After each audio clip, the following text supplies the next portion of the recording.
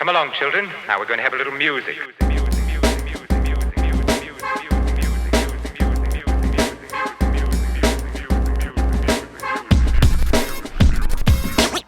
What is up, guys? Welcome back to First Cut. This is our review of In the Heights, a movie that I got to see over here, and Sabrina got to see as well. So I am so excited to talk about this one with you, Sabrina, because this is a movie that was supposed to come out last year, but came out this year.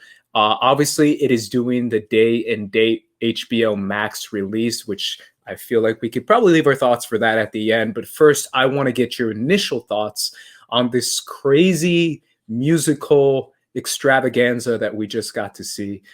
Sabrina, let me know your thoughts. Oh my God, this film was a blast. It was so exciting. This was something I was anticipating for a long time. And like you mentioned, it was supposed to come out last year.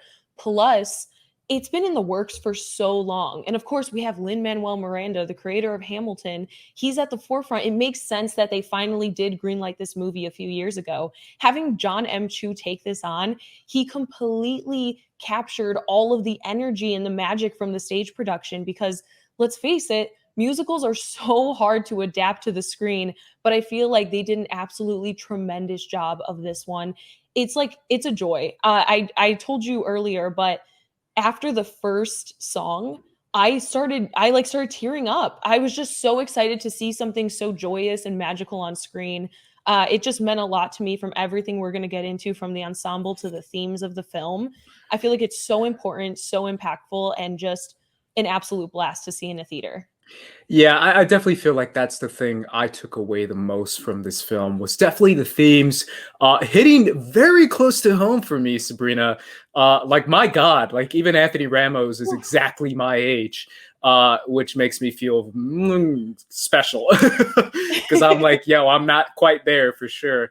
But just the themes of what it means to be Latino and what it means to have this heritage, this culture being passed on to you by your parents, and how they have their own expectations of what being Latino means, and how you can interpret that, make it as your own, and then make it what you can make it inside this country, which is obviously the US. And obviously this is a very Dominican, Puerto Rican perspective in Washington Heights, which is a very big Dominican / Puerto Rican neighborhood in New York. So it obviously has a lot of themes there. I mean, this is something I've been saying literally since I moved to LA. This is why I moved to LA, if I'm being real. It's one of those things where I've been looking at my role models on screen for years. And if you know anything about Latino representation on screen, it's usually been stereotypes or stuff that's not very appealing. I believe it was a couple years ago, maybe 3 years ago, where that USC report came out talking about how Latinos are represented on screen. And it is 3% of major movies over the past 20 years have had Latino leads. 3%. We make up 25% of the box office, and yet 3% are leads. And then 70%, I believe it was 65 to 70% of Latinos that we do see on screen are some sort of stereotype, whether it's, if you're a female, it's a maid, or if you're a guy, some sort of gangbanger, or some sort of trash worker, or something like that, that is very leaning into the stereotypes. So all of that brings us now to 2021 within the Heights, talking and singing about being Latino and what does that mean. How'd you feel about that aspect, that Latino pride aspect of the film, Sabrina? I thought it was absolutely incredible. I thought it was so beautiful how they portrayed that celebration of heritage, community, and how that all comes together to make a home. Because we have so many different characters in this film. I think the way they wove all these different stories together, as they're all sitting there, they're all home, they're all family, even if they're not necessarily related. And I thought the culture, the rich culture in Washington Heights, was definitely emphasized. It was shown at the forefront, even from all the details. Like, we're talking about the home decor, the food. It had so much authenticity, and is so important to see that type of thing on screen. Everybody working behind the scenes to kind of capture the food that we eat and everything. I thought they did an amazing job with that. That was really, really incredible. And also the themes of what you were talking about, like I'm a first generation American. So even with Jimmy Smits and the character and everything he's going through, like the sacrifice and all of that, it's something that we live in our lives all the time.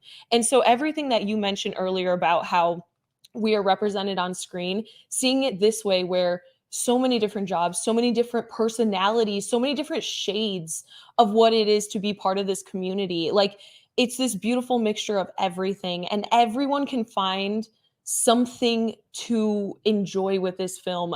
I would say all of this, but it doesn't just, this isn't just a film for like the Latinx community. It genuinely is for everyone to finally see this type of story portrayed on screen. I feel like that's like the most important thing, even from like Abuela Claudia, like everything that happens in her story from Olga is that she actually originated the character on Broadway, and she's the matriarch of Washington Heights. And like I said, that family, that home, community, and heritage, how that all comes together, even when you're not related, because we all face a similar struggle being a first generation American or being an immigrant or whatever, finding a home in a country where sometimes you feel like you don't belong, and you might face certain things going to college or going to a different city, and the warmth and community that they have here. I thought that was just portrayed so beautifully.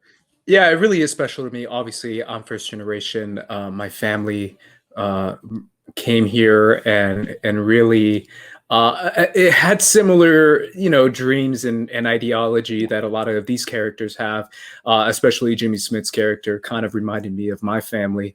But also this idea of like, what do I do with what I was given of being Latino? And the answer by the end of the movie, I'm not really giving spoilers away, but the answer of like bringing your Latino-ness and bringing your culture to everything you do, whether you choose to be a doctor, a business owner, a lawyer, an artist, whatever it is, bringing that into everything you do, whether it be through language, through memories, through honoring Abuela, it really is that kind of ideology. And that's kind of the ideology I have with coming to LA, obviously, as I said.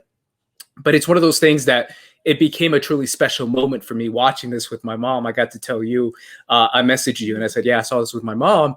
And anytime I get to see these kind of movies with my mom, it's truly a special moment because she is like the most Latina I know, obviously, from Colombia, speaks Spanish, like this is what she does. And she loves dance and music and food and all this cultural stuff that she raised me with because she never let that go.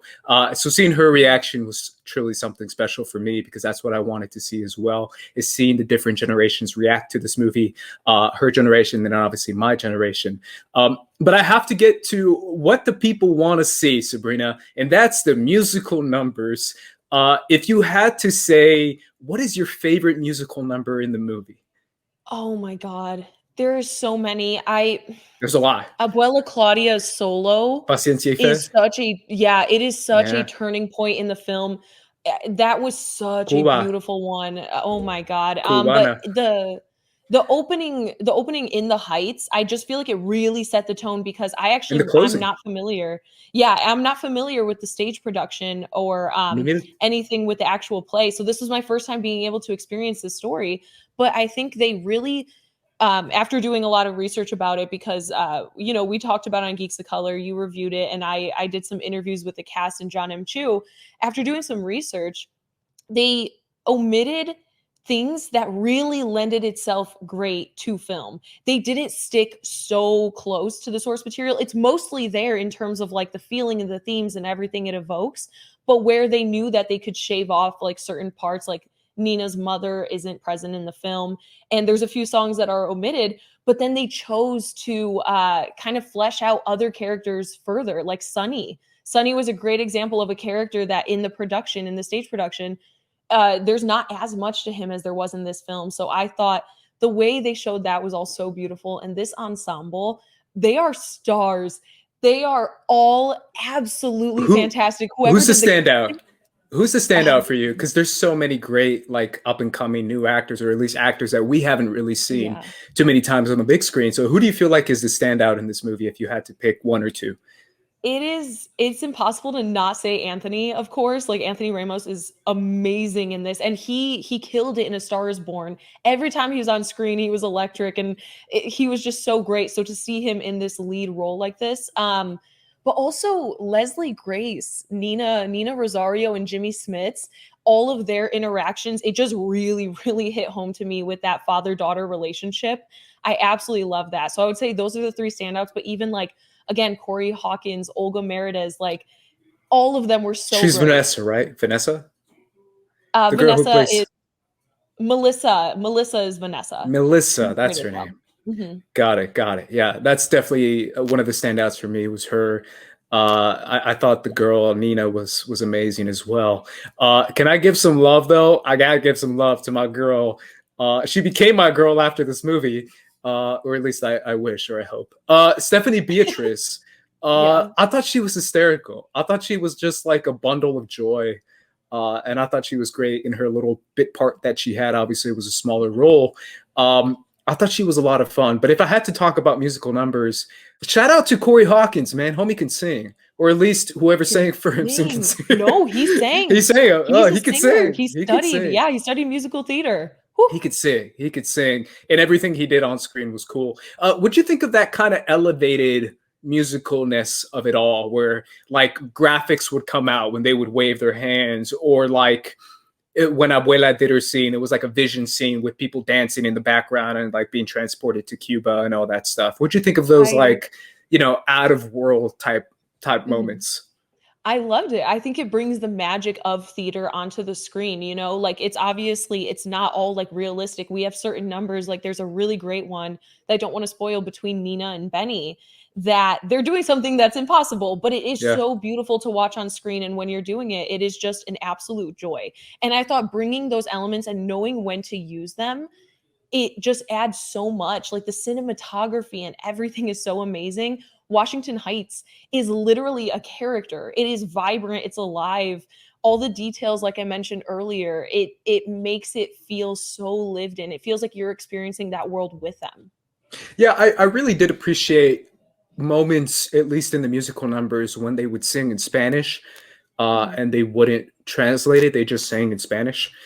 Shout out to Lin-Manuel Miranda's character with the Yellow Raspado. I thought he was fun. I thought his songs were fun too. But all the moments where he sang in Spanish and other characters sang in Spanish, to me was a lot of fun, and I appreciated that. I felt like this is a pretty significant moment, at least for Latinos on screen, because it shows you like this is a very Latino movie talking about being Latino and what it means to be a Latino. And especially when it comes to generations, right? Because you see Anthony Ramos's character be, my generation, but then you see the coming generation with Sonny talking about dreamers and talking about going to college and talking about what's coming from this new generation of up and coming Latinos and talented artists, whether it be Vanessa or whether it be Sonny, whatever it is they want to do, for them to have that opportunity to do it is something that was a big significant moment in the movie. And that's kind of how the movie ends, right? As far as like him realizing like Sonny is the future. I got to focus on him too, not just on me. Even though I have dreams, he has dreams too. And that's kind of what, the movie opens with El Sueñito and all that. It's about like coming to this country to reach something that's significant for you and for everyone that came before you. As cheesy as that might sound, it really does feel that way when you have this cultural heritage that's passed on to you, and what it means to bring that to anything you do, whether it is an art or your dance or your music or your business. So I really did appreciate that quite a bit, and especially by the end of the movie, with the moment that Anthony's character realizes by the end. I think that's a very significant moment, and I appreciated every moment of it. And obviously, this movie is it's a musical like all the way, bro. Like straight up. Yeah. You know how the musicals that are like 5 songs? This is like 30 songs. Yeah. It's packed to the rim. with songs and musical numbers, And and they're like, dance and everything. The yes, choreography was incredible. The way they set the stage for so many of the numbers, I thought was amazing. And like you mentioned earlier with Stephanie Beatriz, Dasha Polanco and Daphne Rubin Vega as well. Those three together were so electric. Everybody not really gross. got their moments to shine, even when it's characters that aren't on screen a lot. I love that you mentioned Stephanie because they all brought it. They all 100% brought it. And Jon M chose direction with all of that and the way they chose to integrate these character stories together because they are family and you feel that and you feel that warmth. And I think it's so important. And that's why I kind of mentioned like seeing it in a theater was just an amazing experience because I've seen a few movies in theaters already. I didn't have an experience quite like this. It was really, really incredible, this press screening. They invited like fans and things like that. There was like a line outside the window or outside the door. And then once they kind of got all the press in, they brought all those people in as well. And people were so excited, cheering. It was just an amazing, amazing theater experience because you never get that from press screenings. You never get that energy. But I also feel like some of that is like some of them knew the songs already, and I was like, y'all cheating, man. I didn't know these songs. But shout out to people who did love In the Heights when it was on Broadway or wherever they saw it in their own musical theater company. Here. Yeah, it is. It really the fans is. Are the reason why it's here. I am a musical theater kid. Sabrina, I've said that to you a million times, and I think you're over it. But I'll say for the last time because I appreciated seeing a musical on screen and especially a musical about Latinos. So shout out to all the Latinos around the world and all the Latinos in the US. We appreciate you guys. We love you guys. Either way, guys, that concludes our review of In the Heights. Sabrina, if anyone wants to find you, where can they find you? You guys can follow me on Twitter and Instagram at SabrinaXMonica, also on Twitter at Sabrina on Film. You can find me at Squad Leader Ace, guys, and obviously follow us right here. Subscribe to First Cut if you haven't done so already, and follow us on social media at First Cut TMO. Thank you so much for watching, guys. Leave us a comment. Let us know what you think or what you are thinking about seeing In the Heights in theaters or on HBO Max.